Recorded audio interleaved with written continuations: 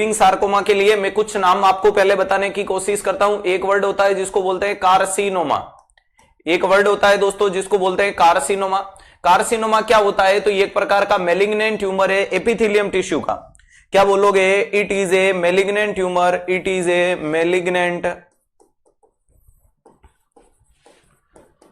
Malignant tumour of epithelium tissue. Epithelium tissue. Epithelium tissue का malignant cancer क्या कहलाता है? तो कार्सिनोमा कहलाता है। और carcinoma most commonly metastasis through. अरे किसके थ्रू मेटास्टेसिस होता है मोस्ट कॉमनली? तो आपका जवाब है लिम्फेटिक। अरे ध्यान रखिएगा, कार्सिनोमा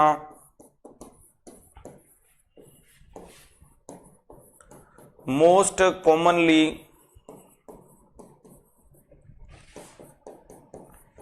मेटास्टेसिस थ्रू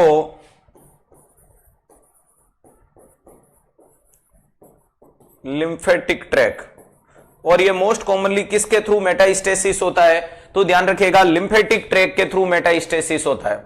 किसके थ्रू मेटास्टेसिस होता है? तो लिम्फेटिक ट्रैक के थ्रू मेटास्टेसिस होता है। क्लियर? दूसरे नंबर का नाम आता है जिसको बोला जाता है सार्कोमा। क्या बोला जाता है?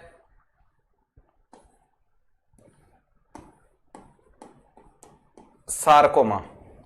ध्यान रखिएगा, अगर अपन बात करते हैं सार्कोमा के लिए, सार्कोमा भी क्या है? तो ध्यान रखिएगा, it is a malignant tumour. ये भी मेलिग्नेंट है। It is a malignant tumour of connective and muscular tissue.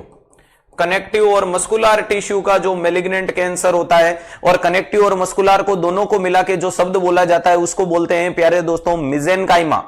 अरे उसे क्या बोला जाता है? मिजेनकाइमल बोला जाता है। तो इसको लिख सकते हो मिजेनकाइमल। ध्यान रखिएगा, और ये मोस्ट कॉमनली मेटास्टेसिस होता है ब्लड के थ्रू।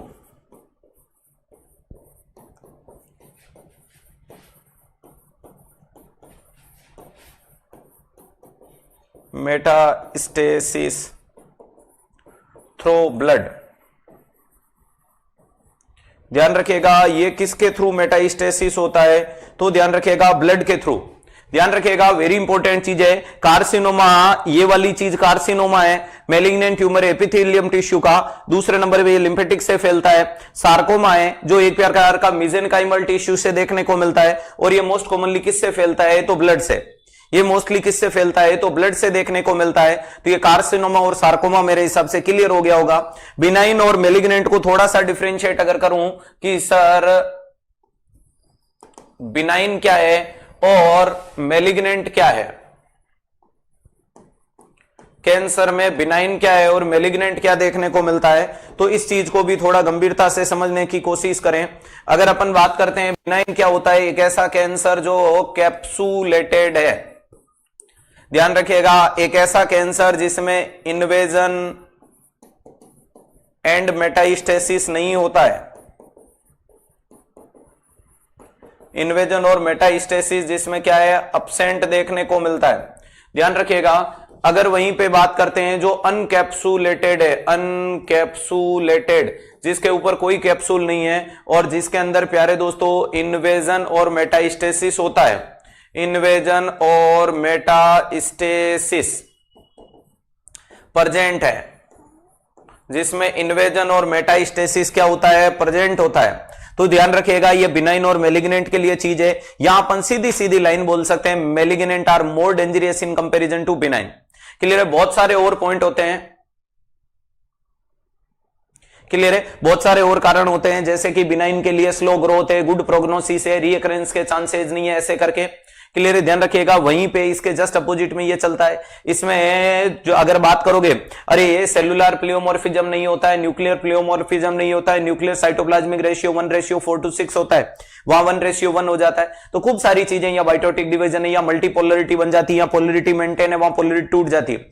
लेकिन अति महत्वपूर्ण जो पॉइंट निकल के आते हैं वो पॉइंट इतने से हैं कि ये वाला कैंसर एक कैप्सूल में पैक है। ये वाला कैंसर एक कैप्सूल में पैक देखने को मिलता है, और ये इन्वेजन और मेटास्टेसिस। ये इन्वेजन और मेटास्टेसिस का मतलब, इन्वेजन का मतलब पड़ोसी में घुसना, मेटास्टेसिस का मतलब दूसरे ऑर्गन में घुसना। क्लियर है, ध्यान रखिएगा, ये वेरी इंपॉर्टेंट चीज देखने को मिलती है।